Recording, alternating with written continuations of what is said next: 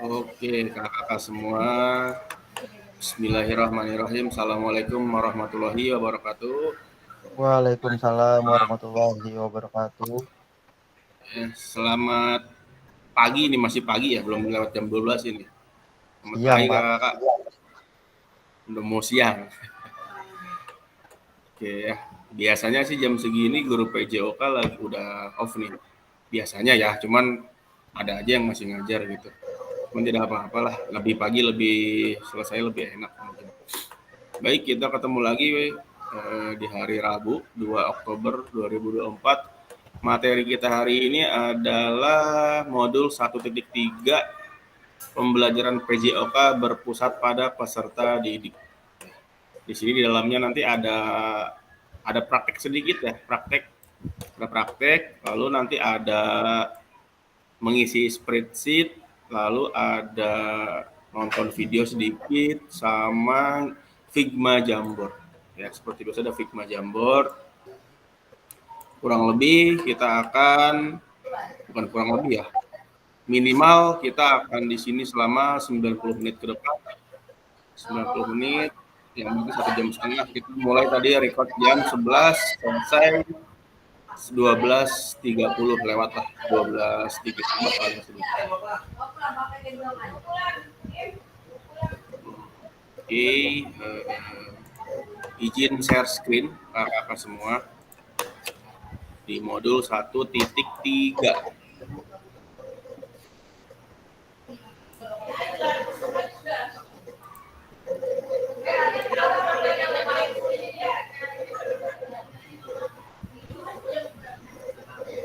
Baik, sudah terlihat share screen saya apakah terlihat kakak? Halo. Halo.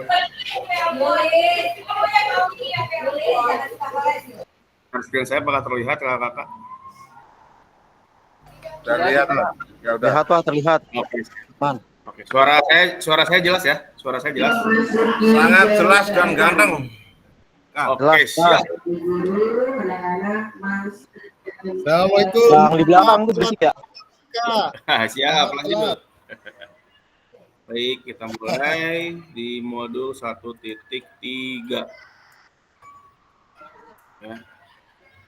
Di sini kita akan mempelajari pembelajaran PJOK berpusat pada peserta didik ya. Di dalamnya mungkin ada sedikit berdiferensiasi, lalu ada sedikit kurikulum merdeka ya. Sedikit tapi tidak secara gamblang karena ini bukan diklat kurikulum tapi diklat kompetensi PJOK ya. Baik, kesepakatan seperti biasa ya, nyalakan kamera, matikan mikrofon, hadir seutuhnya, menghargai waktu bersama, maksimalkan fitur chat, raise hand sebelum bertanya atau menanggapi pernyataan. Gangguan teknis adalah hal yang wajar. Mudah-mudahan nggak ada gangguan kalau siang-siang seperti ini ya. Baik, tujuan sesi kakak mampu untuk memahami konsep pembelajaran PJOK yang berpusat pada peserta didik.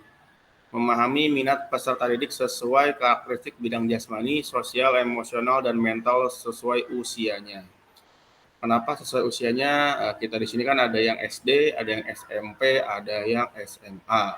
Di SD juga terbagi dalam 3 fase, yaitu fase A, kelas 1 dan 2, fase B, kelas 3 dan 4, dan fase C, kelas 5 dan 6. Lalu di fase D itu ada SMP ya, dan fase EF di SMA kalau nggak salah itu.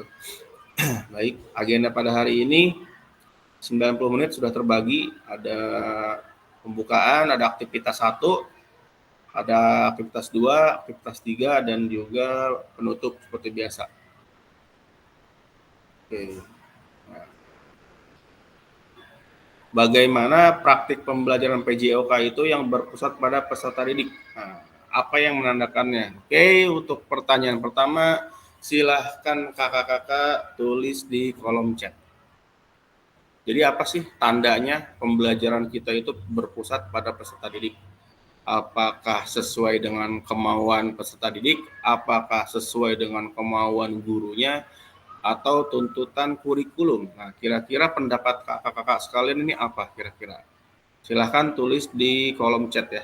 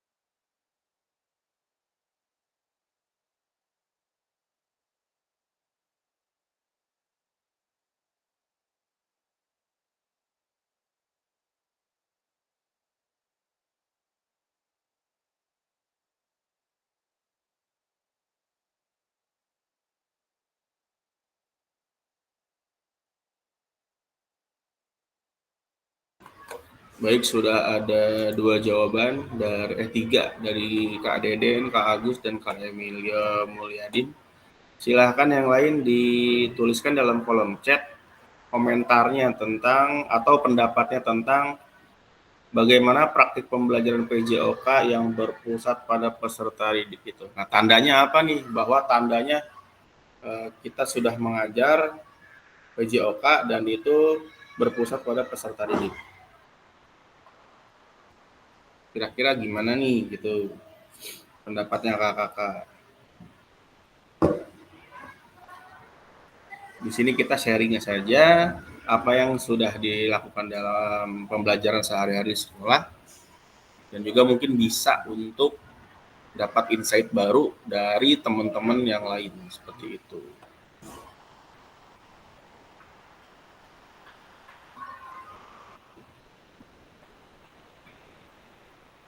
Oke, sambil menunggu teman-teman yang lain menuliskan di kolom chat, boleh Kak Deden silahkan dijabarkan lagi tentang yang sudah ditulis di kolom chat. Silahkan.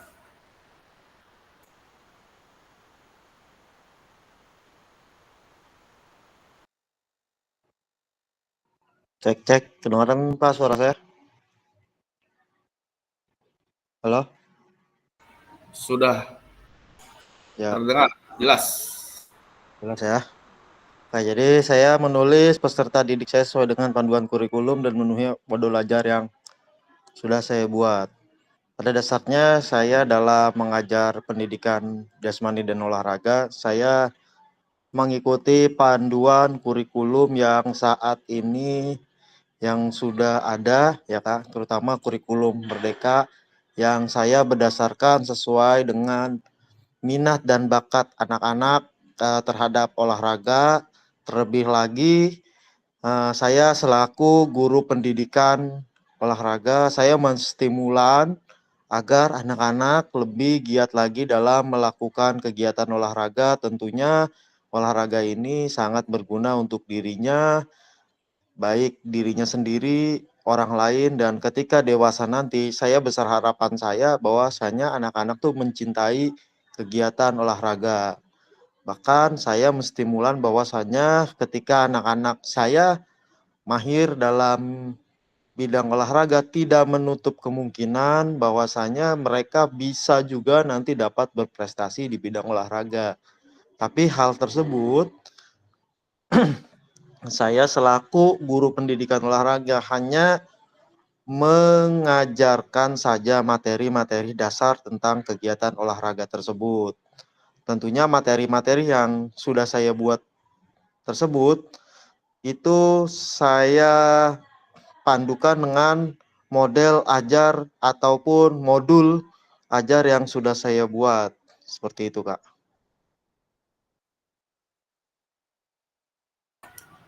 Baik, terima kasih Kak Deden atas komentarnya.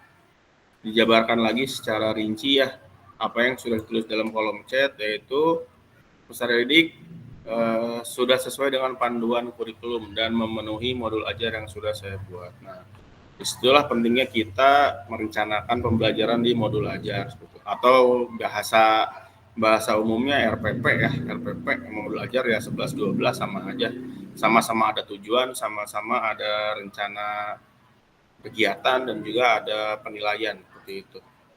Baik, selanjutnya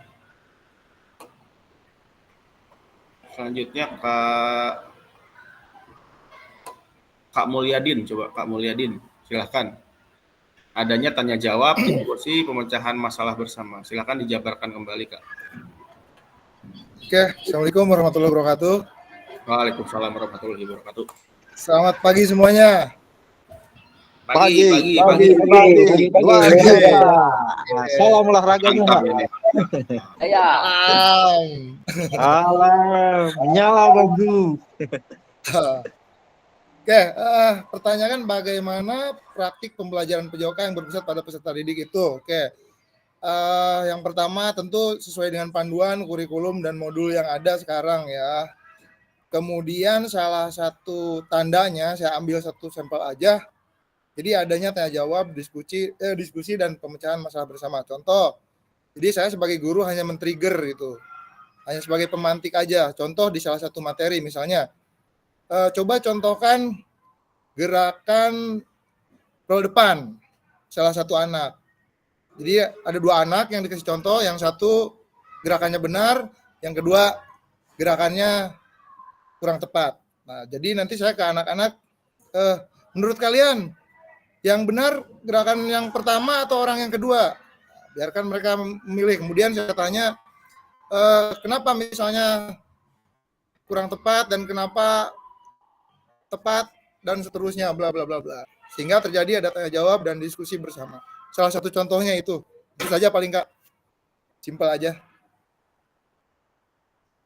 Terima kasih. Baik, terima kasih Kak atas penjabarannya dari kolom chat. Ya betul sekali Kak. Jadi ada baiknya kita melibatkan, itu namanya melibatkan peserta didik ya. Jadi peserta didik nggak hanya menerima dari kita aja, dia juga bisa mengkoreksi. Kita kasih dua contoh, yang betul yang mana dan yang salah yang mana. Biar mereka mengetahui mana yang betul, mana yang salah secara langsung. Jadi seperti itu. Itu ada keterlibatan di dalam pembelajaran. Baik, selanjutnya Kak Aji, coba Kak Syam Aji, silakan Kak.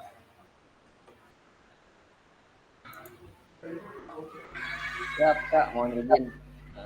Siap. Bahkan dari Kak Deden dan Kak Emil mungkin ya, jawabannya sudah luar biasa dengan panduan modul, RPP, kemudian siswa berperan aktif.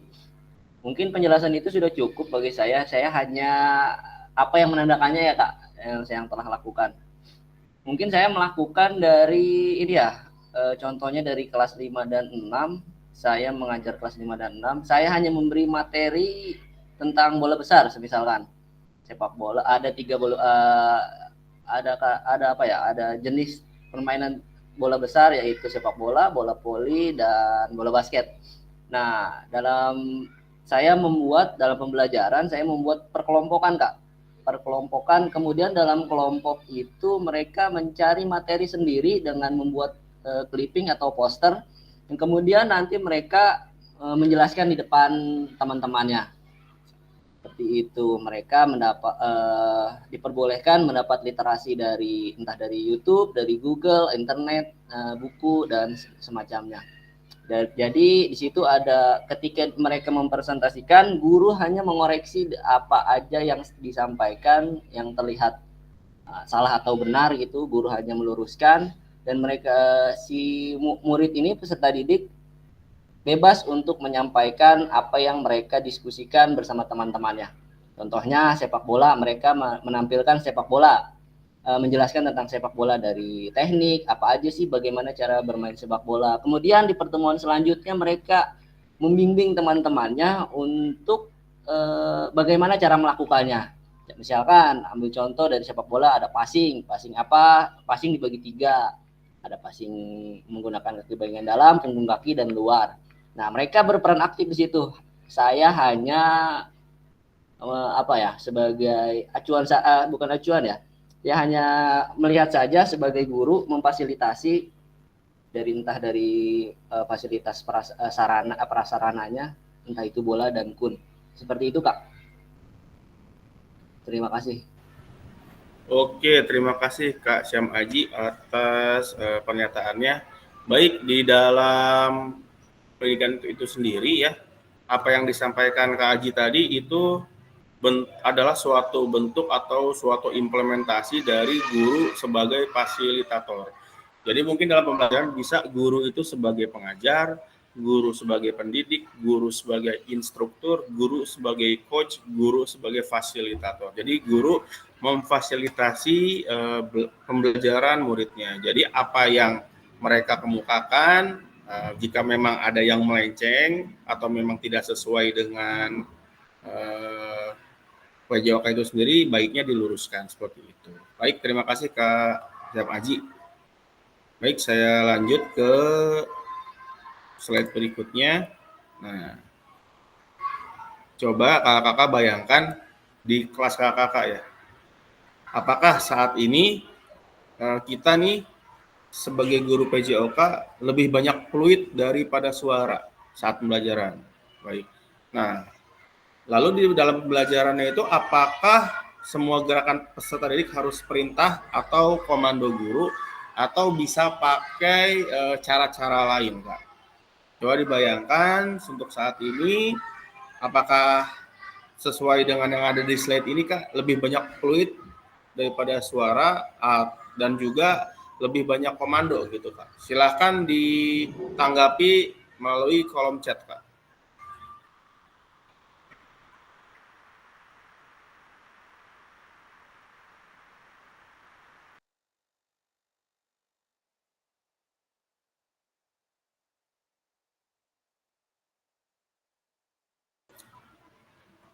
Silakan ditanggapi di kolom chat. Untuk saat ini, apakah banyak suara fluid sebagai perintah gerak daripada suara guru saat pembelajaran, dan juga apakah saat pembelajaran semua gerakan peserta didik harus sesuai perintah guru atau komando, atau ternyata dalam prakteknya di pembelajaran saat ini sudah tidak pakai komando, misalkan pakai model belajar yang ada gitu, model belajar kelompok atau model pembelajaran berdiferensiasi dan lain sebagainya. Silakan Kak, kita saling berbagi saja di kolom komentar.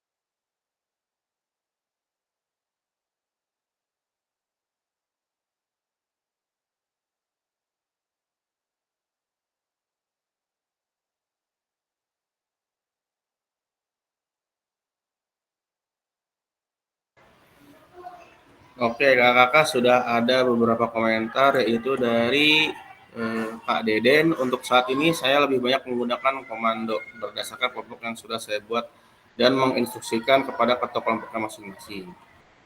Saya lebih banyak suara fluid pada saat pemanasan sebelum masuk materi praktik. Ketika sudah masuk materi, saya hanya menjadi fasilitator di lapangan.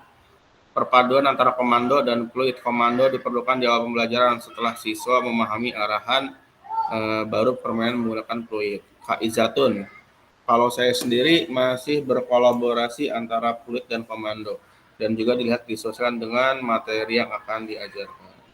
Baik, saya lanjut lagi di slide berikutnya.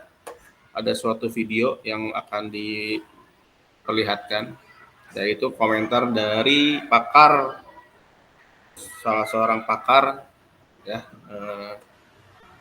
Baik, saya izin share screen lagi.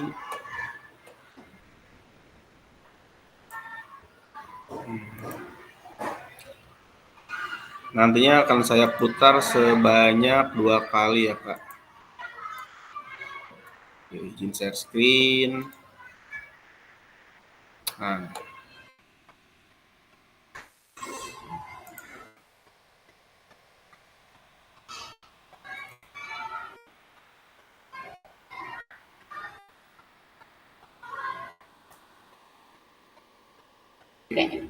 And we know from all the research that when students are empowered to make decisions, they thrive.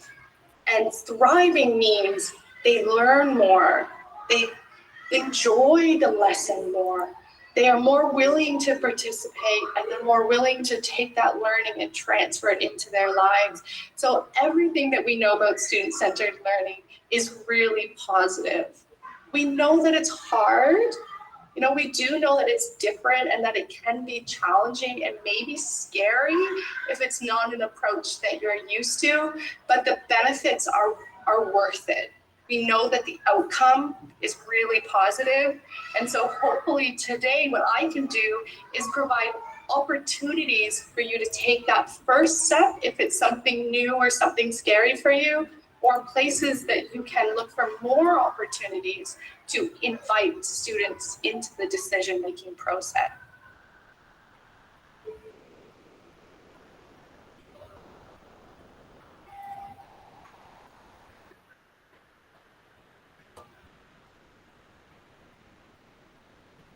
Baik Kak, akan saya putarkan sekali lagi ya. And we know from all the research that when students are empowered to make decisions, they thrive. And thriving means they learn more, they enjoy the lesson more, they are more willing to participate, and they're more willing to take that learning and transfer it into their lives. So everything that we know about student-centered learning is really positive. We know that it's hard. You know, we do know that it's different and that it can be challenging and maybe scary if it's not an approach that you're used to, but the benefits are worth it. We know that the outcome is really positive. And so hopefully today what I can do is provide opportunities for you to take that first step if it's something new or something scary for you, or places that you can look for more opportunities to invite students into the decision-making process. Oke kakak-kakak, baik, pada intinya dari video yang sudah diperlihatkan tadi, itu bagaimana kita sebagai guru di dalam pendidikan jasmani itu ada baiknya melibatkan peserta didik. Seperti yang tadi Kak Mulyadin bilang, bahwa ketika kita menawarkan beberapa hal kepada peserta didik, lalu peserta didik itu sendiri ya bisa berkomentar bahwa ini yang betul, ini yang salah, dan juga bahkan bisa kita tawarkan kepada peserta didik, misalkan sekarang kita akan bermain permainan bola besar, misalkan seperti itu. Bikin kelompok, misalkan 3 kelompok, yang satu kelompoknya sepak bola, yang 2 kelompoknya bola basket, yang 3 kelompoknya bola voli. Silahkan dipilih, silahkan game di tempat masing-masing. Tapi tentu disesuaikan dengan kondisi prasarana di sekolah masing-masing gitu ya Kak ya. Jadi yang penting ada keterlibatan dalam pembelajaran PJOK. Keterlibatan itu seperti apa? Minimal kita bertanya kepada peserta didik maunya A, B, dan C, baru kita koordinir mana yang bisa diwujudkan dan mana yang belum bisa diwujudkan, seperti itu. Jadi ketika peserta didik dia belajar pembelajaran PJOK dengan atas dasar kemauannya sendiri, itu akan membuat lebih bersemangat lagi dalam pembelajaran PJOK. Nah, baik, aktivitas pertama yaitu bermain role play. Di sini waktunya lumayan lama ya, ada 30 menit kurang lebih. Aktivitasnya adalah memahami gerak fundamental. Tujuan pembelajarannya adalah melakukan memahami gerak koordinasi dengan benar. Assessment, melakukan self dan peer assessment. Baik, untuk saat ini kita lakukan self assessment ya. Self assessment yang memang seharusnya self dan peer assessment, tapi kita untuk mempersingkat waktu kita laksanakan self assessment saja ya. Nah, nanti kurang lebih ada 5 atau 6 gerakan, silahkan pilih salah satu. Pilih salah satu gerakan. Misalkan kakak-kakak pilih gerakannya, nah, pilih gerakannya jumping jack misalkan. Ya, jumping jack. Untuk teknis pelaksanaannya, pertama kakak-kakak hitung dulu denyut nadinya. Hitung denyut nadinya kira-kira berapa selama 30 detik. Hitung denyut nadinya berapa, kira-kira di 30 detik sekian. Oke. Lalu lakukan aktivitas jumping jack. Nah, setelah lakukan aktivitas jumping jack, hitung kembali. Nah, berapa denyut nadinya? Seperti itu ya Kak ya. Baik, di sini balik lagi membagi peserta berpasangan. Nah, itu kita masing-masing aja Kak ya. Misalkan ngitung sendiri aja gitu ya Kak. Lalu memilih gerakan yang disukai apa. Nah, sebelum mempraktikkan gerakan Kak, yang nomor 4 ini, hitung denyut nadi terlebih dahulu dalam waktu 10 detik. Nah, 10 detik dikali 6. Maaf, tadi bukan 30 detik ya. 10 detik dikali 6 yaitu jadi 1 menit. Misalkan 10 detik hitung berapa dikali 6. Nah, lalu lakukan gerakan jumping jack atau gerakan yang lainnya. Setelah itu hitung lagi denyut nadinya. Ada kenaikan berapa di situ. Lakukan gerakan yang dipilih secara bergantian dengan pasangan. Nah, ini kita masing-masing aja. Saat satu praktikan, yang lain mengamati dan memastikan gerakan pasangannya benar sesuai contoh di video. Peserta yang praktikan kemudian menghitung denyut nadi akhir dan menuliskannya di spreadsheet. Nanti akan saya share spreadsheetnya ya Kak. Peserta yang mempraktikan kemudian menghitung denyut nadi akhir dan menuliskan di spreadsheet. Oke. Nah, ini ada beberapa gerakannya ya. Lakukan gerakan hitungan 2 kali 8 ya, intensitas moderate ya. Jadi nggak terlalu kencang, nggak terlalu santai. Jadi standar aja ya, standar aja, disesuaikan aja ya Kak ya. Baik, saya share screen-kan dulu spreadsheet-nya.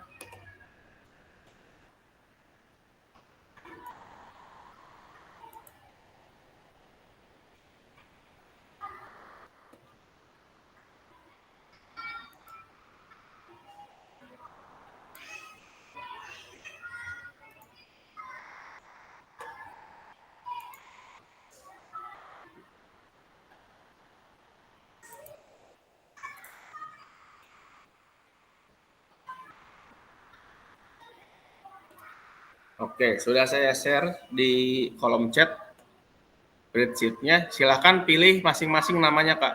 Kalau namanya belum ada, diganti aja yang lain ya. Silahkan dikondisikan.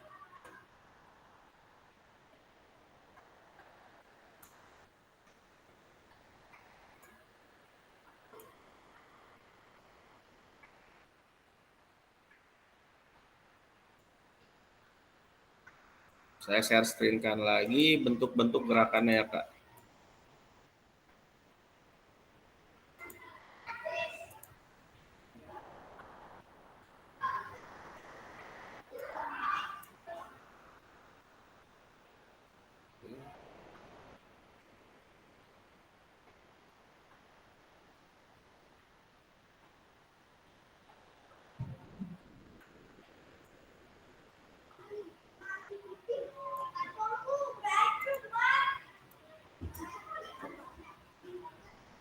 Oke, silakan kakak-kakak pilih untuk pilihan nomor 1, nomor 2, nomor 3, nomor 4, dan nomor 5. Ya, silakan kakak-kakak.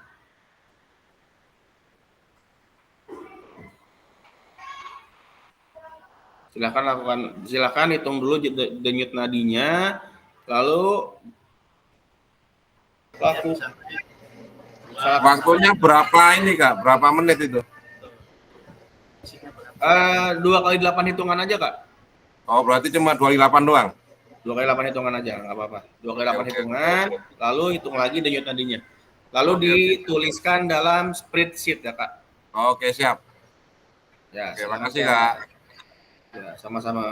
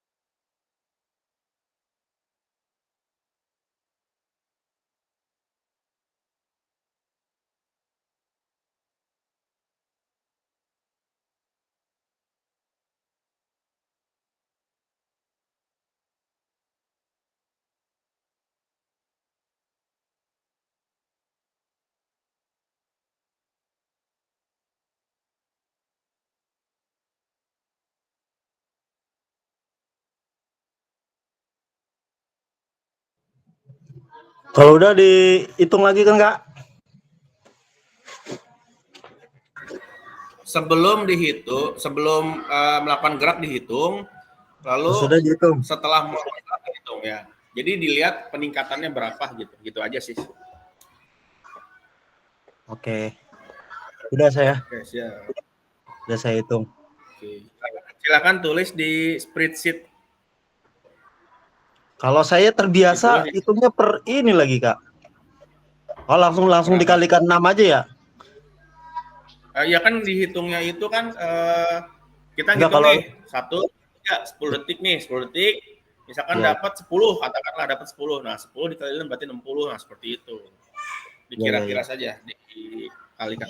Soalnya kalau langsung 1 menit ya agak lama juga. Tapi nggak apa-apa kalau mau seperti itu juga, tidak masalah. Enggak nih, berarti ngitungnya gini. Kalau saya kan terbiasa ngitungnya 6 detik. 6 kali 10 ya? 6 kali 10 kalau saya biasa thresholdnya. Oh iya. Nggak apa-apa. Boleh 6 yang dikali 10, boleh 10 dikali 6, atau mungkin waktunya luang boleh langsung 1 menit, tidak apa-apa. Silakan Kak. Berarti ditulisnya nanti misalkan saya 140 awal. Ya. Lalu Berarti Sama pakai 6 melakukan juga. saya jadi 160. ya seperti itu. Misalkan awalnya berapa, Ya. lalu sesudahnya berapa gitu. Silakan Kak Aji. Izin Kak, untuk kata-kata umpan baliknya seperti apa ya maksudnya itu? Sebentar Kak. Siap.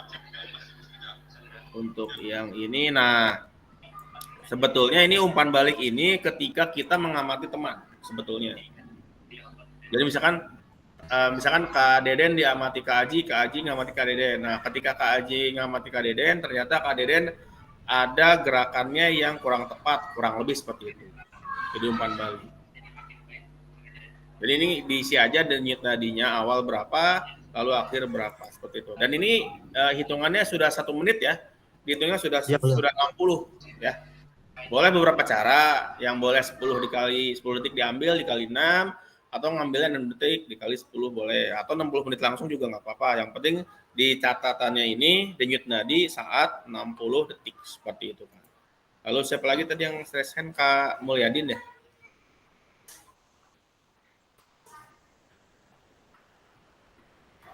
Ini hasilnya udah dikalikan 6 ya Kak ya? Ya, boleh Kak. Boleh 10 detik dikali 6, boleh 6 detik dikali 10 Kak. Ya, artinya semuanya udah dikalikan 6 semua gitu ya? Iya. Iya, kalau 10 detik kali 6. Silakan Kak Mulyadin. Ya, siap. Itu tadi, jadi sama pakai yang 6 kali 10 itu 6 detik biasa pakai itu. Oh ya, nggak apa-apa. Ya. Yang penting Kasih. udah 60 detik aja hasilnya gitu. Ya. Oke.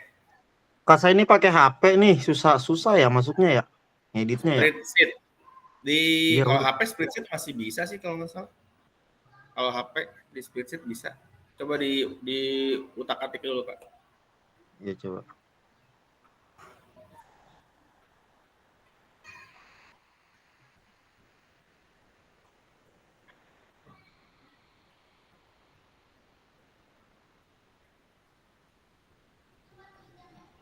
Coba Kak, Nah, ini sudah ada tuh.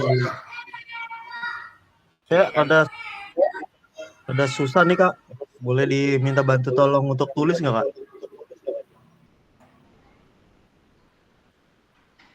Silakan. Kak. Siapa yang volunteer untuk Kak. menuliskan KDR? Silakan. Ya, bantu saya untuk nulis.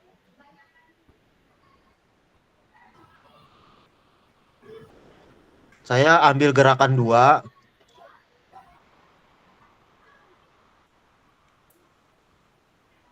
Ambil gerakan 2 ya. Awalnya Ya, berapa, Kak? awalnya 140. Akhirnya 170. Oke, naik 30 ya. Iya. Oke. Gerakan 2 tadi jumping jack kan?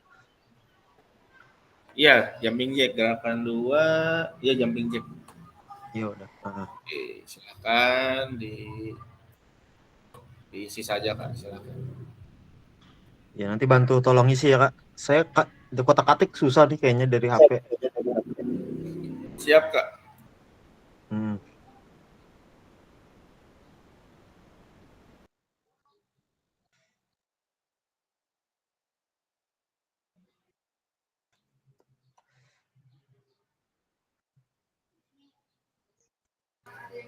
Kalau umpan balik isinya apa, Kak?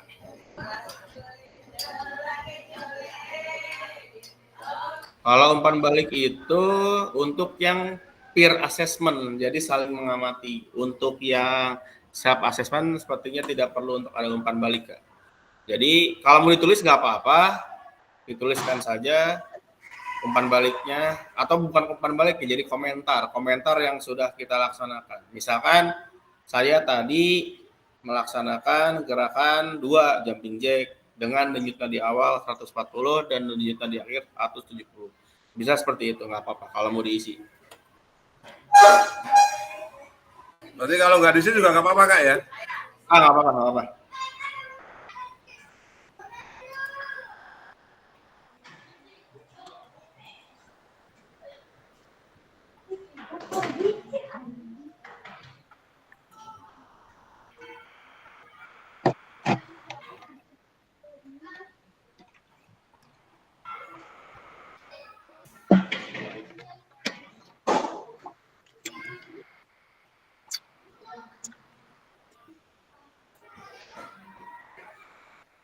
Untuk yang belum, Kak Torik Aulia, lalu Kak Bayu nggak ada kayaknya. Kak Bayu, Kak Nopi,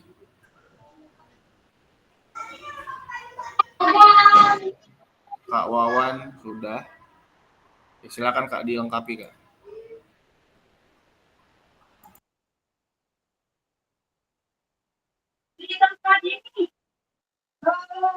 Kak Deden, itu kok bisa banyak banget ya? Ya, saya habis olahraga tadi juga. Oh, Bisa lari-lari. Jadi jantung detak. Nadi saya di 14. Heart rate-nya ya masih 14 ya Kak Den? Iya. Tayarnya. Masih capek nih sebenarnya, lagi gerah banget nih habis ada acara di sekolah. Kirain nguber-nguber apa gitu 140. Iya, habis ngangkat-ngangkat. Lagi ada acara event, ini masih panas banget di badan. kalau Pak Emil kayaknya bisa ngopi deh, makanya denyutnya. Kalau saya barusan nyuruh OB pakai alat peraganya. Capek Dia dia. diam terus suruh gerak. 14-nya dikalikan 6 atau kali 10? Kali Bisa 6 ya? Kali 10, Pak. Kali 6 Kalau kan kali 10 detik 6, kan ya?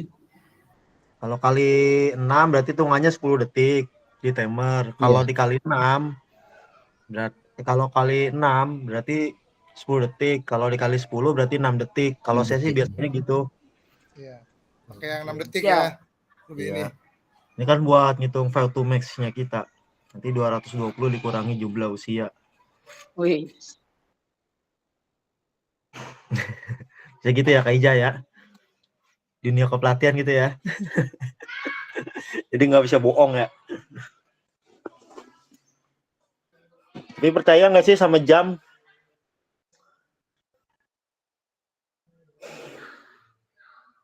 Pernah ada yang ngitung pakai jam nggak? Maksudnya stopwatch jam atau gimana? Atau Kan, jam aja? kan ada jam tuh, jam Ah. apa namanya untuk menghitung denyut nadi. Oh. Stopwatch sih. Bukan stopwatch, kan ada jam tuh, jam Garmin, kayak Xiaomi segala macam yang dipakai untuk lari. jam saya jam Oh, ini sih jam putarannya. biasa sih Kak. Nggak Ya, ada kayak gitunya. jam biasa. Enggak, ini saya mau Ini. tanya pengalaman Ah. teman-teman yang lain ketika bagaimana pendapatnya tentang ini, kan kita mengukur secara manual ya. Ah. Terus ukurnya kalau pakai jam kan ada tuh pelari biasanya pada pakai jam segala macam. Menurut teman-teman akurat apa enggak? Tergantung mereknya sih. Kalau yang harga Oh. sama ini aku pasti akurat. Kebetulan belum beli. Kalau yang abal-abal kadang-kadang selisihnya lumayan juga itu. Oh gitu. Berarti lagi-lagi tergantung Nah, merek pribadi ya. ya. Pribadi. Kalau Garmin mah oke ya, merek Garmin yang harga 5 juta, 4 juta. Sama yang ratusan ribu beda ya. Better lah. Udah pasti akurasi, tingkat akurasinya udah ini. Tapi kalau saya sih, menurut saya tergantung gerakan olahraganya sih. Kalau misalkan dia pakai yang gerakan-gerakan yang hits, aerodinamis kayak gitu, menurut saya kadang kurang tepat juga. Contohnya kayak misalkan gerakan angkat beban segala macem. Biasanya buat kardio Tetep. doang kan kayak gitu. Ya, beban juga sama, cuman menurut saya lebih tepat kita manual ya, yang asli, real denyut nadi kita yang kita hitung. Saya sih ke anak-anak saya begitu, ada yang anak SD di tempat saya udah ada yang pakai jam biar ngitung, katanya mau ngitung kemampuan batas saya Pak. Silakan.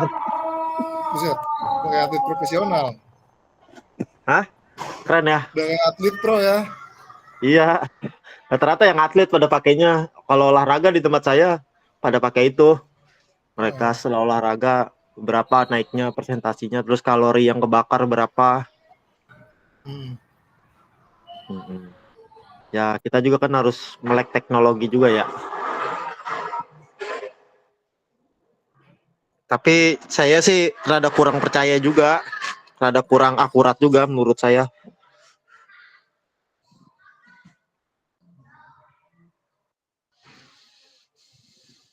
Aja nih kayaknya ya Kak.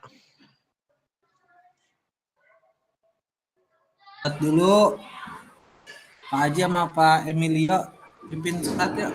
Ngopi heula tur. Udut dulu, udut. Pak Emil ngajar di mana Pak Emil? Di SD Theater 02. Oh, Theater 02. Siap. Berarti dekat Theater 02 itu dekat Patasimun ya? SMK. Patasimun kenal? Patasimun mah tahu nama aja, tahu nama doang. Oh, Pamulang deh ya? Iya. Theater 2 dekat mana? Serpong, Serpong, samping SMK, Serpong. SMK Negeri 1. Tangsel.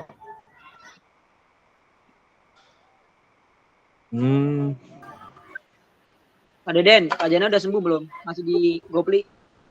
Enggak, udah kemarin saya bawa ke Cimande. Mande, pindah. Iya, saya ajak ke Cimande aja dah. Di sana soalnya teman-teman saya juga banyak yang pada berobat di sana. Berarti Yang rawat jalan patah-patah. atau di rumah atau kontrol doang? Rawat jalan. Besok hari Kamis balik lagi ke sana.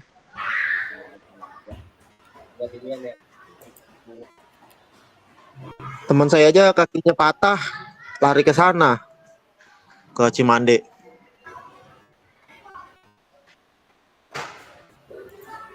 Habis Udah patah bisa lihat lari ya? apa? Lari, Iya, habis patah bisa lari. lari, kan gendong. Larinya pakai mobil.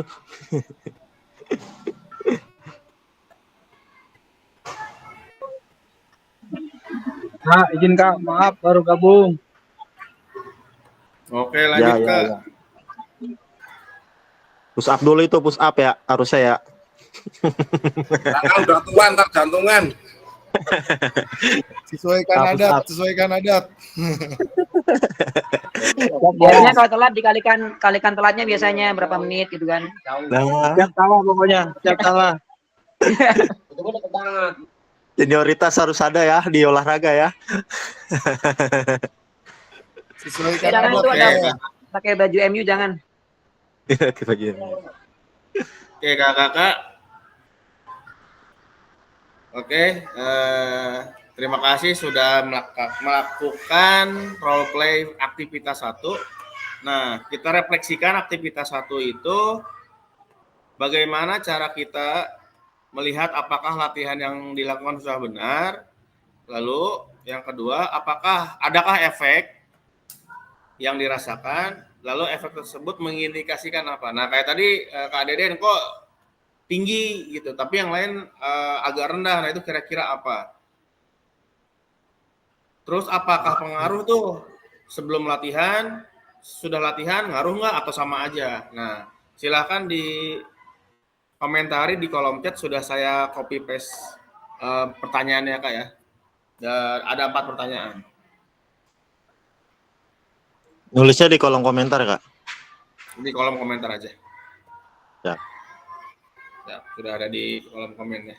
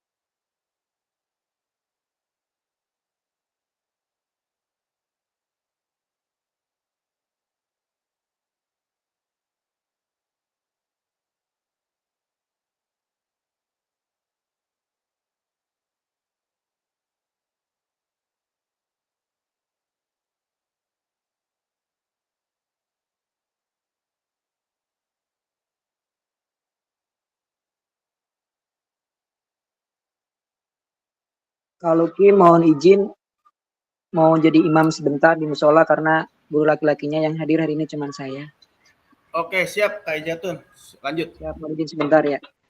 Kak Makasih, Ija Pak. emang panutan ini Kak Ija. Oke, baik ya kakak-kakak. Sambil dilanjut untuk pengisian di kolom chat. Baik, untuk selanjutnya refleksikan melalui pengalaman pada aktivitas role play tersebut. Menurut kakak-kakak, apakah aktivitas yang dilakukan cukup menggambarkan pembelajaran PJOK yang berpusat pada peserta didik? Lalu kenapa?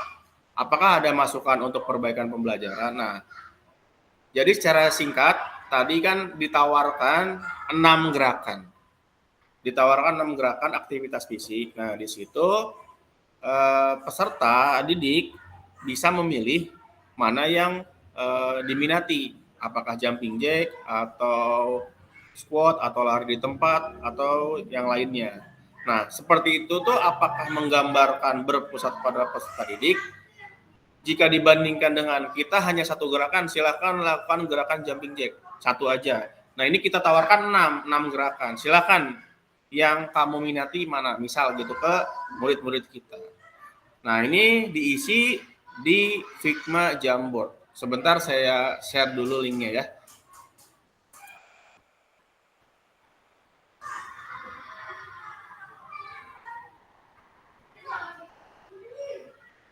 Saya share link Figma Jamboard, silahkan dibuka Figma Jamboardnya. Lalu seperti pertemuan sebelumnya, pakai sticky note untuk mengisi pertanyaan-pertanyaan yang ada di Figma Jamboard.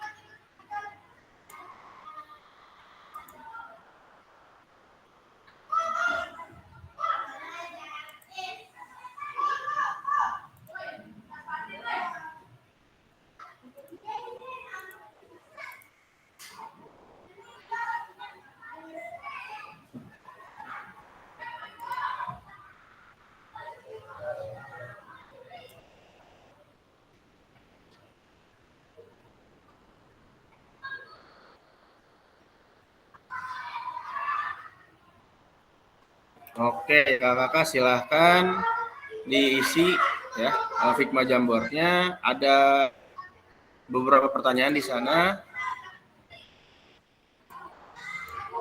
Yang pertama, menurut kakak-kakak, apakah aktivitas yang dilakukan cukup menggambarkan pembelajaran PJOK yang berpusat pada peserta didik? Lalu apakah ada masukan dan juga, nah ini peran guru apa tadi? Nah, kira-kira nih apa peran guru? Yang bisa kita ambil dari aktivitas pertama tadi, peran guru apa? Bisa dituliskan mungkin seperti ini. Peran guru adalah menawarkan berbagai macam pilihan aktivitas gerak. Lalu peran peserta didik adalah memilih salah satu gerakan yang diminati. Misal, terus yang kedua mungkin bisa dituliskan di situ guru memberikan beberapa cara untuk mengambil tujuan tadi, seperti yang tadi ditanyakan Kak Deden, misalkan seperti itu ya. Misalkan kalau di dalam moderasi yang diperintahkan itu yang 6 detik dikali 10 kalau nggak salah. Tapi biasanya 10 detik dikali 6 atau misalkan langsung semenit, misalkan seperti itu. Itu bebas ya. Bebas. Ditawarkan kepada peserta didik, lalu peserta didik memilih mana yang mereka minati. Itu salah satu bentuk saja. Jadi bukan berarti bisa diterapkan, bukan berarti harus diterapkan kepada seluruh peserta didik. Jadi kita pakai cara ini, pakai bentuk ini untuk mengajar di dalam pembelajaran pendidikan jasmani. Gitu. Jadi suatu bentuk saja itu, Pak. Ya, oke, ini ada 1, 2, 3 pertanyaan. Dan nah, pertanyaan ketiga ada peran guru dan peran peserta didik. Silakan Kak dilengkapi.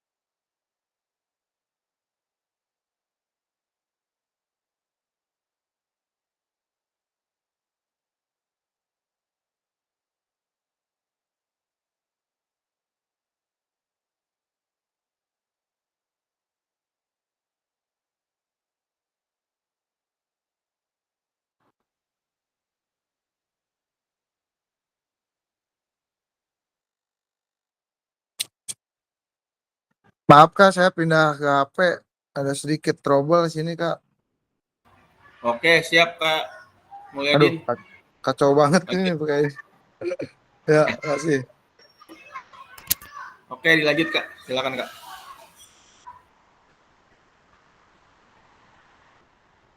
Jadi memang kalau pertemuan tatap maya ini memang pasti ada satu dua kendala ya Kak.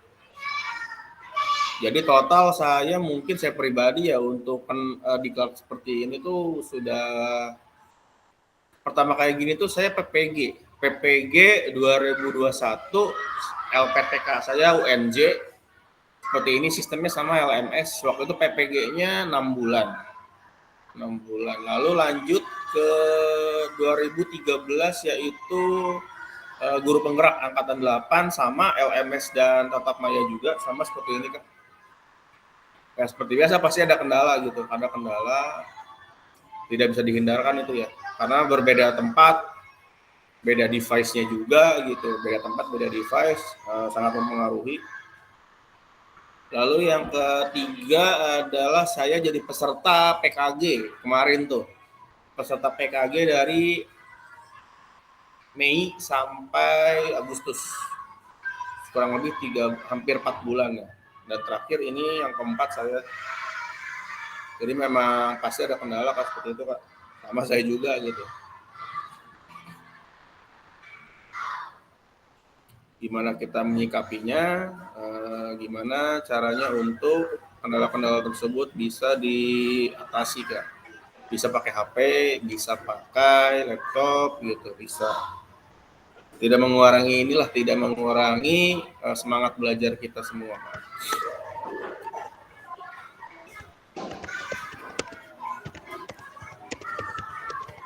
Oh ya sambil berjalan aja Kak diingatkan kembali ya Kak ya mohon izin Kak untuk tugas-tugasnya dipenuhi ya Kak ya tugas-tugasnya dipenuhi jangan sampai nanti numpuk Kak jadi kan mungkin total tugas tuh ada berapa ya saya juga belum menghitung total tugasnya ada berapa katakanlah total tugasnya ada 25 mungkin ada 25 total tugas kalau tidak dicicil satu persatu nanti akan menumpuk Kak seperti itu dan juga berpengaruh dengan penilaian karena kita ini main sistem ya Kak misalkan nih saya ngasih nilainya 100 ke kakak nih 100 tapi ternyata lewat due date misalkan nah itu ada pengurangan itu sistemnya langsung Kak bukan sayanya gitu jadi saya ini menilai apa yang diberikan oleh peserta tapi sistem adalah membaca siapa saja yang mengumpulkannya itu sudah lewat dari due date-nya itu Kak sama seperti ini Kak seperti tatap maya ini saya mengisi daftar hadir tapi juga di samping itu karena kan ini direkam ya Kak ya direkam jadi ada rekaman hasil video yang sekarang ini lalu ada rekaman chatnya rekaman dan juga ada rekaman siapa saja yang masuk dalam room Kak nah itu udah nggak bisa istilahnya mah tidak bisa diedit gitu ya Kak ya tidak bisa diedit Kak ya bisa jadi sistemnya misalkan nih Kak Deden masuk di sini tapi ternyata gangguan jaringan Kak Deden keluar masuk terus nah di situ keluar masuk terus terbaca dalam durasi 1,5 jam misalkan 90 menit Kak Deden menempuh total Google Meet itu sekitar 60 sampai 70 menit seperti itu terbaca Kak di laporan perekamannya Kak seperti itu Kak jadi makanya kemarin saya diberikan kelonggaran kalau saya pribadi diberikan kelonggaran saat jadi peserta ya Kak ya. Pokoknya dalam kondisi apapun misalkan ada ngajar atau apa diusahakan selalu untuk on. Dalam arti ikut di dalam room-nya gitu Kak. Ikut di dalam room-nya agar nanti terbaca sistem Kak. Nah, soal nanti ada penilaian keaktifan, penilaian dan lainnya itu dari fasilnya sendiri. Itu waktu saya jadi peserta Kak. Makanya ini saya terapkan juga ketika saya jadi fasil ke kakak-kakak semua. Jadi silakan dikondisikan bagaimana caranya tetap masuk dalam room gitu Kak.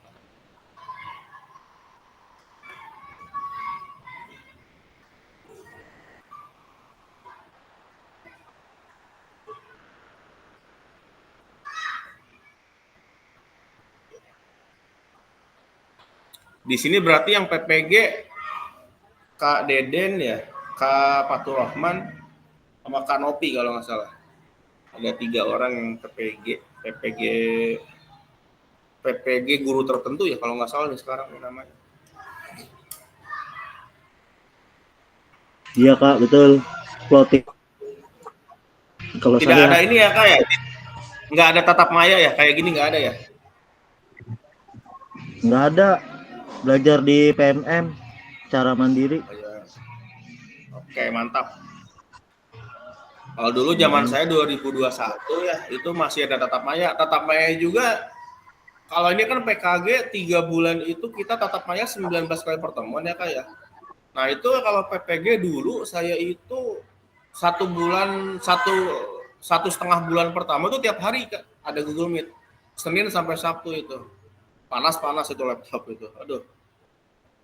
Untungnya waktu itu 2021 masih PJJ itu kalau nggak salah. Jadi tugas mengajar bisa dikondisikan.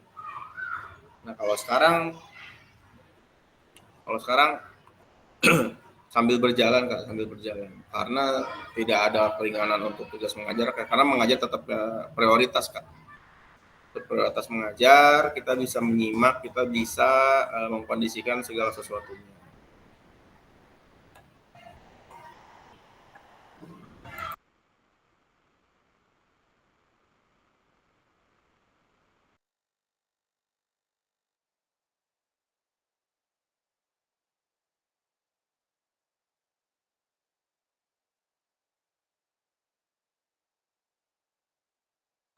Oke, kakak sudah ada beberapa yang menuliskan di Jamboard ya.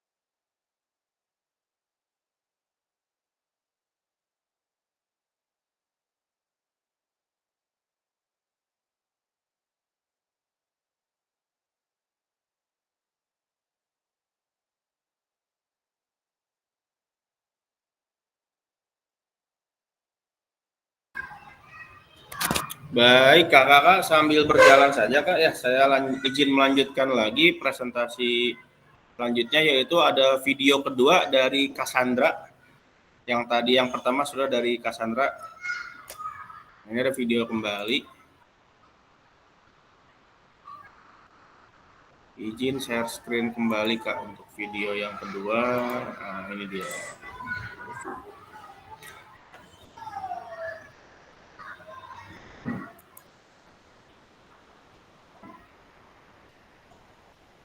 What's important here is that we're sharing the decision making, right? At the end of the day, that's what student-centered learning is. We're thinking about the student first. So we're looking at where is their skill level, what are their strengths, what are their areas for improvement.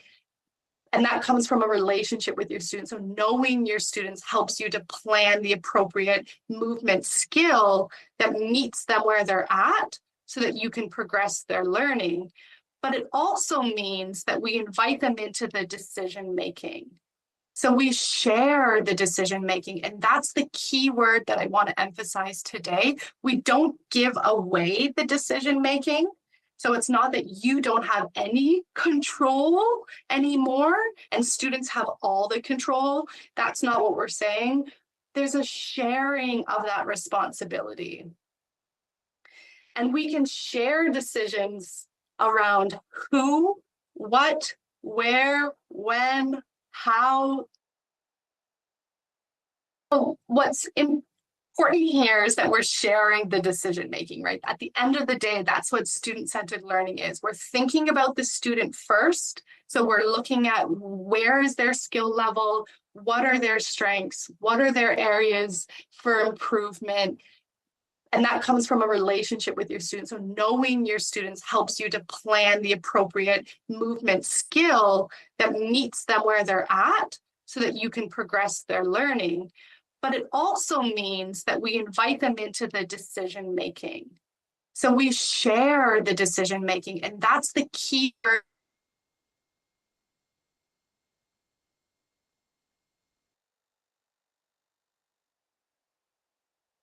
anymore, and students have all the control. That's not what we're saying. There's a sharing of that responsibility. And we can share decisions around who, what, where, when, how.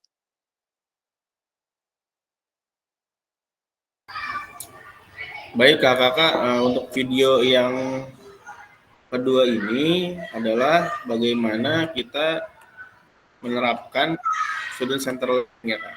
Baik Kak Gilang dikit sebentar.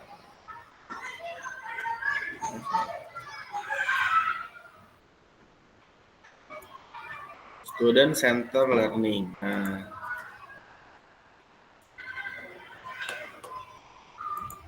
jadi bagaimanapun sesedikitnya itu murid harus diberikan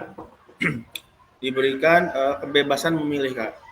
Jadi untuk hari ini seperti tadi awal Kak Mulyadin bilang dikasih 2 contoh gerakan. Nah, gerakan mana yang salah dan mana gerakan yang benar, nah itu adalah keterlibatan murid. Nah, tapi ada lagi yang tadi 6 aktivitas gerakan. Kita tawarkan 6 aktivitas gerakan, mana yang mereka pilih, dan mereka memilih harus mereka memilih itu harus bertanggung jawab dengan pilihan mereka. Jadi tidak ada lagi yang Pak saya nggak bisa main ini, Pak saya nggak bisa main itu. Nah itu mungkin akan terhindari, walaupun mungkin juga itu akan terjadi kak. Lagi di level sekolah dasar kak. Gitu. Jadi ketika misalkan kita mau mengajarkan bola besar, si murid-murid itu bisa memilih. Nah dengan penguatan bahwa kamu lakukan aktivitas kegiatan, kamu lakukan aktivitas gerakan yang bertanggung jawab. Dalam arti apa? Dalam arti anak murid tidak diam saja berteduh misalkan di bawah pohon, atau hanya duduk-duduk ngobrol di pinggir jalan. Itu mungkin akan terhindarkan Kak. Gimana kita mendelivery konsep tersebut ke anak-anak kita nanti, seperti itu. Baik, lanjut ke pembelajaran aktivitas 2, yaitu memahami karakteristik anak. Saya share lagi PowerPoint-nya.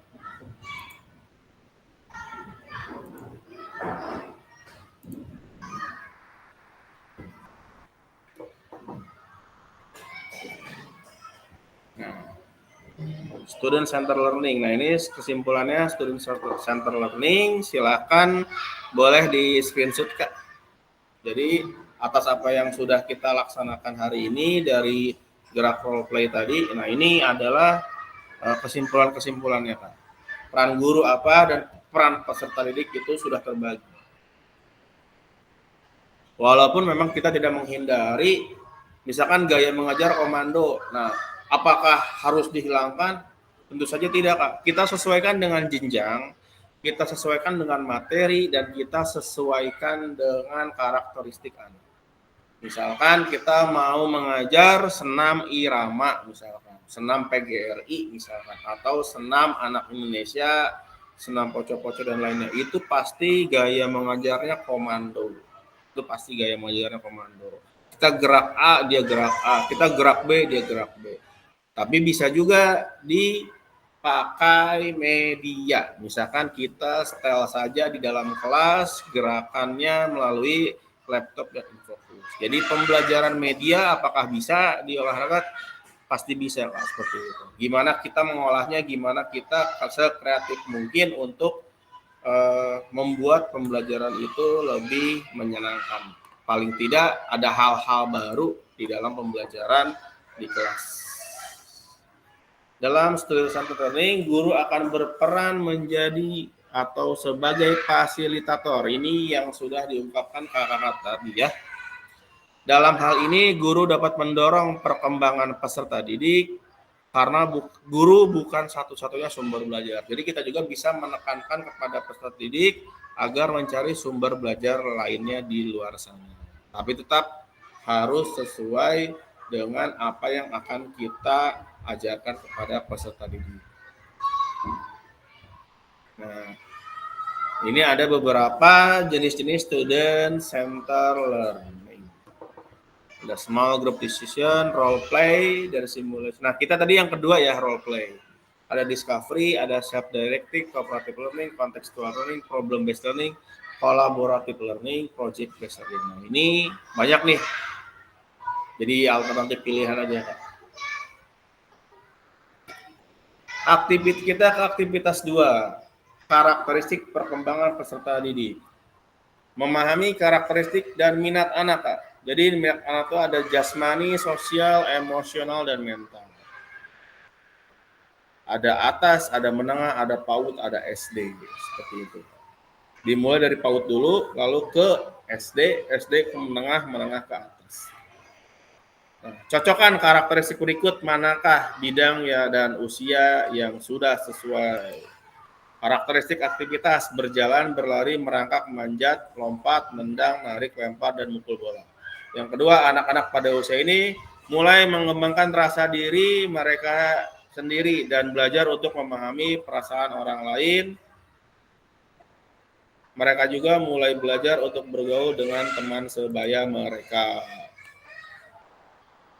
Selanjutnya, mereka mulai mengalami emosi yang lebih intens, seperti marah, sedih, cemburu. Mereka juga mungkin mulai mengalami tekanan teman sebaya dan tantangan sosial lainnya yang dapat mempengaruhi emosi mereka. Nah, ini yang tidak bisa dihindarkan, Kak. Mengalami tekanan teman sebaya dan tantangan sosial. Jadi dalam bahasa singkatnya mungkin bully. Bully itu mungkin agak sulit untuk kita sebagai guru menanggulanginya, tapi kita bisa meminimalisirnya. Dengan apa? Tentu dengan pendampingan dan pengamatan secara langsung. Ketika ada anak yang sebagai target bully akan dibully dengan teman yang lainnya, kita bisa dalam arti menghalangi agar kejadian itu tidak terjadi. Lalu yang terakhir, anak-anak mulai belajar untuk memahami dan mengelola emosi mereka serta bernegosiasi dan menyelesaikan konflik. Baik, karakteristik bidang dan usia yang sesuai. Oke, yang pertama jasmani, yang kedua sosial, emosional, dan mental. Itu.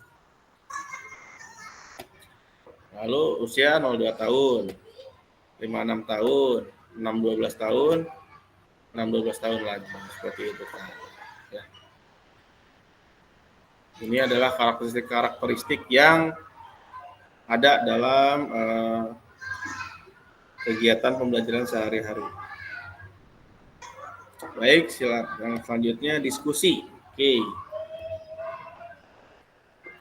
Apa pentingnya guru mengetahui karakteristik peserta didik? Bagaimana cara mengakomodasi berbagai karakteristik dan minat peserta dalam pembelajaran? Nah, untuk 2 ini saya minta 1 orang coba, Kak. Siapa yang mau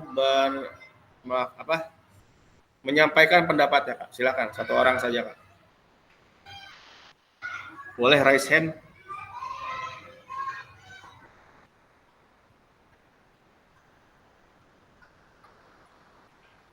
Ya, Pak Emil. Gaston.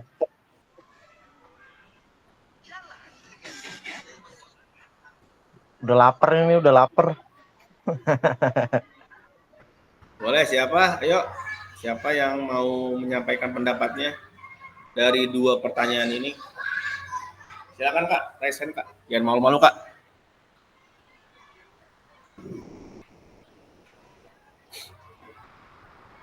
Saya jawab satu, yang satu lagi boleh Kak, teman.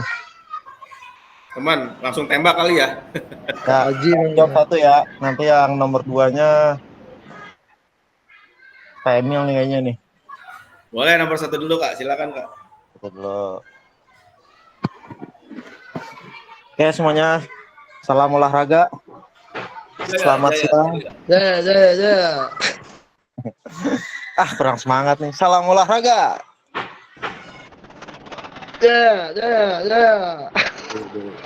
Oke, pertanyaan yang pertama, mungkin saya hanya sekedar menanggapi saja. Apa pentingnya guru mengetahui karakteristik peserta didik? Menurut saya, saya berbicaranya sebagai guru PJOK ya Kak. Karena menurut saya itu sangat penting untuk mengetahui karakteristik anak. Terkadang dalam kegiatan pelaksanaan, ada anak yang cara mengajarnya kita itu harus secara dengan nada yang pelan, santai. Dan ada juga anak yang ketika kita cara menyampaikannya dengan nada pelan, santai, mereka malah tidak paham. Tetapi dengan cara nada yang suaranya keras, terus instruksinya jelas, tegas, mereka bisa paham dengan apa yang materi yang kita telah buat di modul ajar tersebut, gitu Kak. Jadi penting atau tidak mengetahui karakteristik, kita sebagai guru PJOK, saya sebagai guru PJOK menurut saya sangat penting. Karena setelah kita mengetahui karakteristik mereka, ini mempermudah kita untuk menyampaikan materi ajar yang telah kita buat. Itu Kak. Oke, mungkin untuk nomor 2 Pak Emil atau Pak Sam bisa menjawab. Oke, silakan Kakak. Nomor 1 sudah ditanggapi oleh Kak Deden. Silakan nomor 2. Siapa yang ingin menanggapi Kak?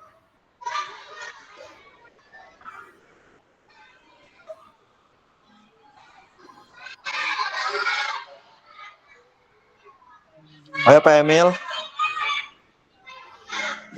Pasam nih yang kameranya, yang ininya on nih. Mikrofonnya on. Pak Emil ya, Pak Emil. Putus-putus.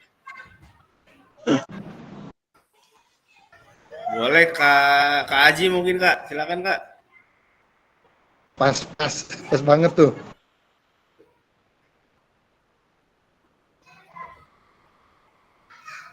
Silakan Kak. Belum itu kayaknya suaranya.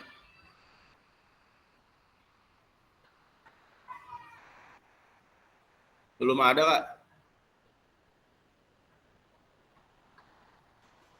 Ya udah, saya lagi nih. Apa gimana nih? Ya udah boleh Kak, silakan Ya, Kak. cepat ya. Ayo Kak, silakan Kak. Lapar banget nih, Kak. Aduh. Waktunya jam siang nih. Pada diam semua, kayaknya pada lapar ini. Iya. Lapar plus kopi. Asli Ya, laptop sampai ngehang nih. Saya pakai laptop HP juga nih. Sampai 2 kali ganti HP tuh. Laptop ngehang, HP-nya juga sama. Oke, langsung aja ya. Oke, siap Kak Deden. Bagaimana cara mengakomodasi berbagai karakteristik dan minat peserta dalam belajar ya? Saya menanggapi dengan pertanyaan ini, cara saya mengakomodasi melihat saya dari karakteristik peserta tersebut Kak. Misalkan cara mengakomodasi saya, biasanya saya untuk para peserta atau peserta didik saya yang memiliki karakter yang berbeda dengan teman-temannya, saya selalu mengelompokkan hal-hal anak tersebut, karena tidak semua anak itu mencintai atau memiliki minat untuk olahraga. Gitu. Salah satunya saya membuat kelompok, saya membagikan kelompok. Misalkan contohnya di saya bahasa kasarnya ada kelompok anak-anak yang memang lemah lah kasarnya gitu ya Kak. Misalkan mereka memutar lapangannya bagi yang kuat-kuat atau yang bagus-bagus, karena kan saya sudah setiap tahun ajaran baru saya selalu melakukan asesmen awal untuk mendiagnosis para peserta didik saya. Ketahanan fisik segala macam saya selalu analisa Kak. Jadi dalam pengajaran ini saya biasanya untuk mengakomodasi karakteristik anak-anak saya ketika memang kemampuan mereka di bawah rata-rata, terutama dalam bidang gerak. Ya mereka contohnya kalau lari lapangan, yang lain yang memiliki kemampuan yang bagus 10, tapi mereka 4 atau 5 setengahnya. Contohnya laki-laki dan perempuan. Misalkan kalau laki-laki itu 10 putaran, untuk perempuan 7, 5 sampai 7 putaran. Mungkin itu Kak. Terus fasilitas yang saya berikan juga misalkan berbeda. Karena saya di sini saya sudah menerapkan sistem mereka belajar olahraga itu dengan saya sesuai dengan minat bakat mereka yang mereka punya. Misalkan anak saya ada yang ketertarikan melakukan gerakan atletik. Karena di sini di sekolah saya olahraga unggulan yaitu atletik. Terus ada lagi yang ingin materi tentang bela diri. Ya, saya selalu memfasilitasi hal tersebut gitu Kak. Ini itu aja Kak tanggapan dari saya. Mungkin teman-teman yang lain ada yang mau menambahkan lagi bagaimana pengalamannya, sekaligus saya sharing di sini untuk perkembangan kita bersama.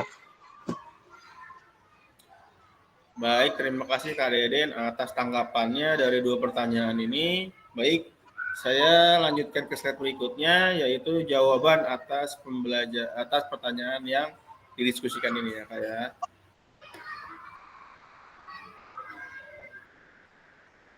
Pembelajaran berdiferensiasi. Nah, jadi untuk pertanyaan yang pertama itu pentingnya karakteristik itu adalah dengan cara student center learning. Jadi kita tahu karakteristik macam-macam anaknya itu gimana. Jadi misalkan kita mau mempelajari satu hal, misalkan tadi hanya satu hal aja, suruh jumping jack.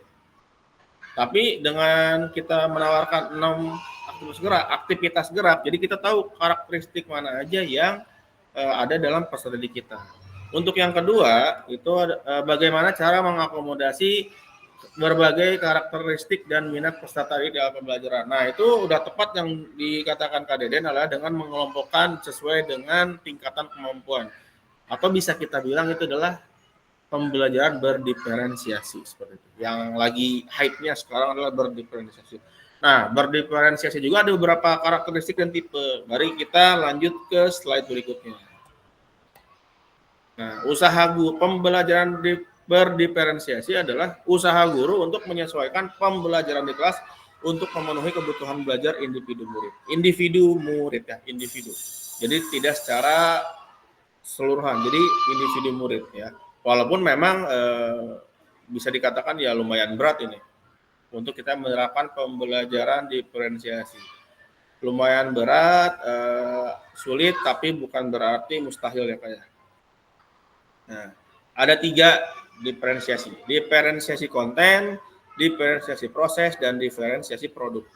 Diferensiasi konten merujuk pada strategi, membedakan pengorganisasian dan format penyampaian konten.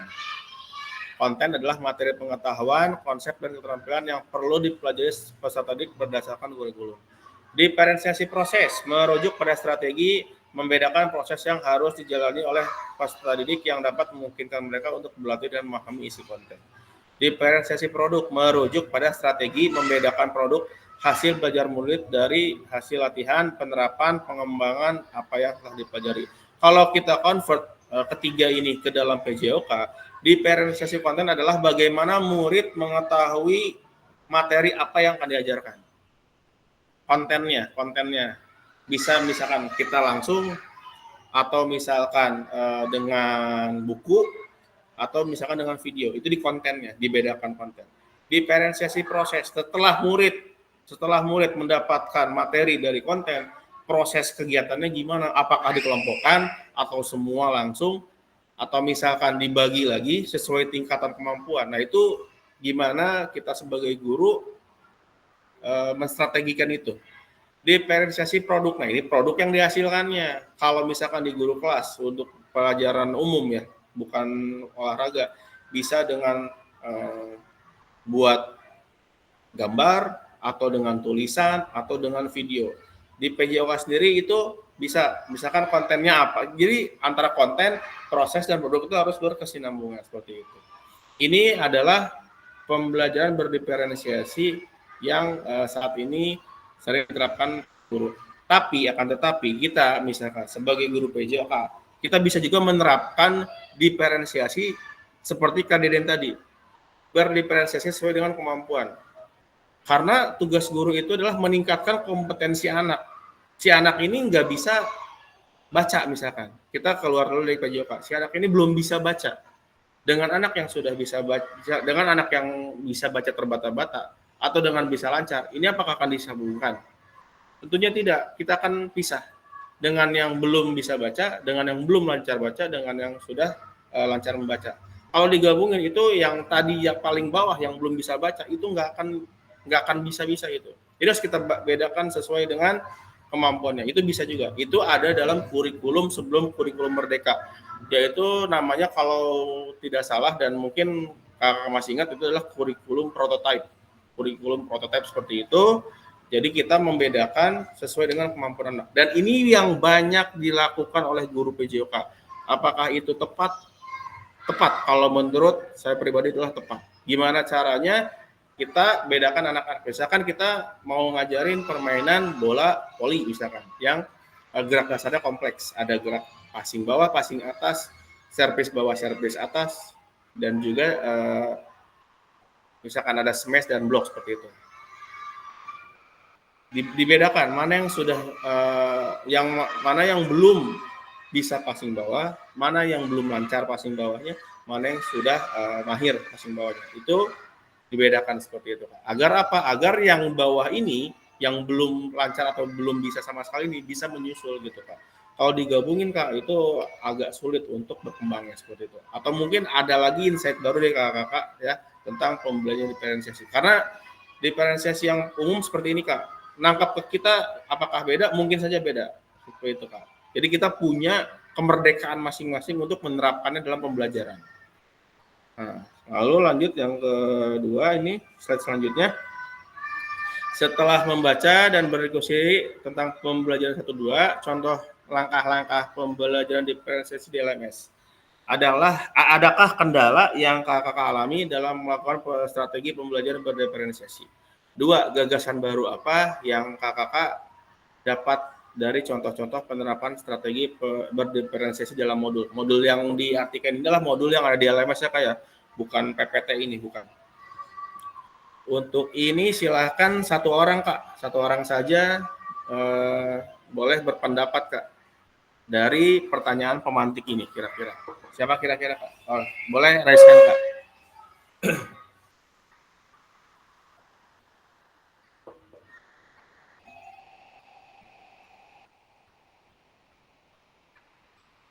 Silakan, ada yang mau berpendapat tentang 2 pertanyaan ini Kak?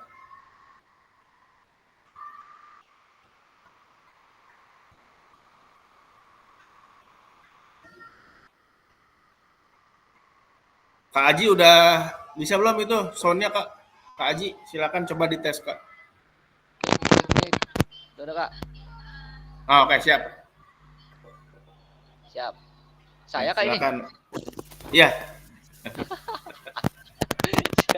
Silakan Kak, singkat saja Kak. 2 pertanyaan ini singkat saja pendapatnya Kak.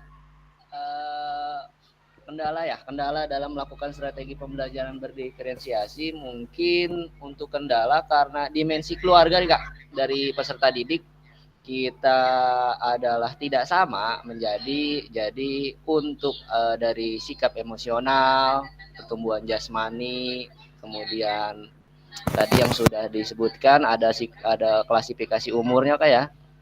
ketika ada sosial, emosional, dan mental. Nah, ini kan merujuk dari dimensi keluarga yang berbeda-beda ya. Mungkin itu kendalanya untuk strategi pembelajaran berdiferensiasi, di mana tadi telah dijelaskan oleh Kak Deden luar biasa. Kita mengkotak-kotakan atau mengklasifikasikan dari anak-anak gitu ya. Nah, itu yang sulit mungkin ya, kendalanya mungkin. Kemudian gagasan baru apa yang dapat dicontohkan dalam penerapan strategi berdiferensiasi? Mungkin strategi yang sudah dijelaskan oleh Kak Deden tadi, melalui melalui pembelajaran dari perkelompokan dari kelas ya, pertingkatan. Ada juga mungkin tambahan dari saya, strateginya itu dengan melakukan ini kayak melakukan kegiatan-kegiatan di luar lapangan ataupun dengan permainan-permainan. Itu aja sih Kak. Mungkin ada yang ditambahkan dari teman-teman. Terima kasih.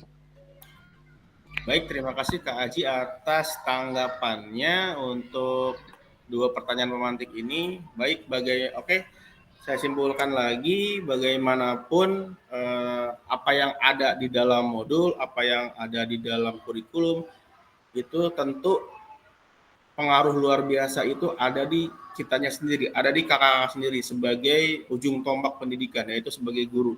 Sebagai kita yang berhadapan dengan murid langsung, kita yang lebih paham, kita yang lebih tahu ini anak bakatnya apa, minatnya apa, dan kemauannya apa, seperti itu. Dan baiknya itu diorganisir dengan baik. Ada anak yang bakatnya di badminton misalkan, tapi ternyata kita tidak ada ekskul badminton dan lain sebagainya, bisa kita arahkan untuk mengikuti klub misalkan, klub badminton. Kita bisa hubungkan ke orang tua, Bu, anak ibu ternyata bakat di sini, gimana kalau dimasukkan ke dalam klub, misal seperti itu. Jangan sampai anak ini bakatnya di badminton, tapi kita memaksakan agar anak ini mahir di salah satu cabur yang lainnya. Jadi kita dampingi anak ini sampai ke bagaimana dia bisa memaksimalkan bakatnya. Seperti itu Kak. Baik, next slide.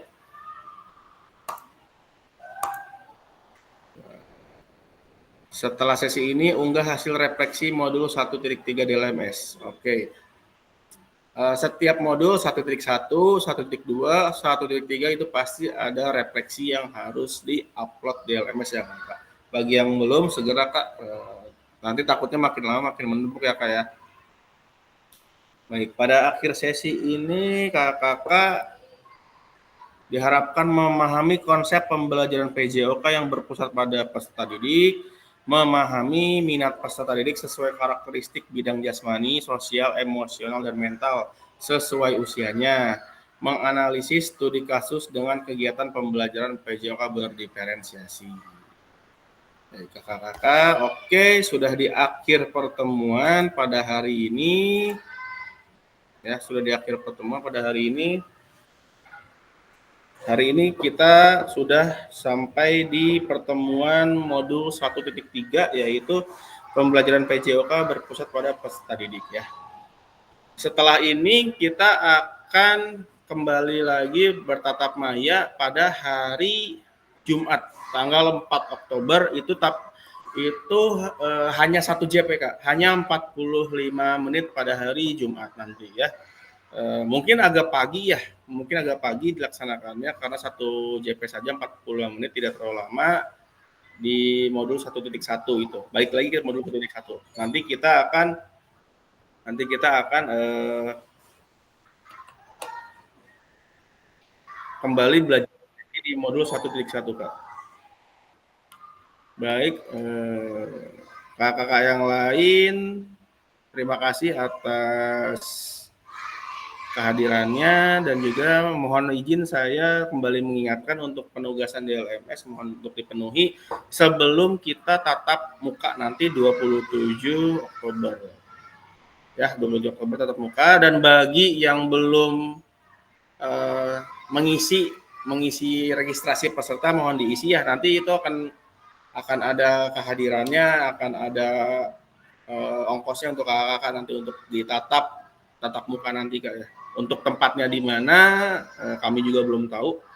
Mudah-mudahan tempatnya dekat dengan tempat kakak-kakak kerja semua ya. Tapi ya pasti di Tangsel sih Kak, nggak bakal keluar dari Tangsel untuk saat ini, info saat ini ya Kak ya. Baik, terima kasih kakak-kakak. Sampai jumpa di hari Jumat. Untuk info jamnya sebagai bocoran mungkin agak lebih pagi lagi, mungkin jam 8 atau jam 9 ya, karena hanya 1 JP 40 menit. Terima kasih, mohon maaf jika saya ada salah kata atau kata-kata yang kurang berkenan ya. Terima kasih, sampai jumpa pada hari Jumat. Billahi taufiq wal hidayah. Wassalamualaikum warahmatullahi Waalaikumsalam. Terima kasih Kak Lucky. Terima kasih Kak Lucky atas ilmunya. Izin Luar stop biasa. recording. Screenshot dulu. Biar aktif. Oke, boleh. Foto. On cam. Ya, dipoto dulu. Rahmat, nama Pak Torik mana ya? WhatsApp-nya. Apakah ada di tempat? Foto dulu mau dicetak nih. Kalau cetak. Siap, 1, 2, Story WA. 1, 2, 3. Gajinya mau naik gajinya. Terima kasih. Saya izin stop recording. Bismillah.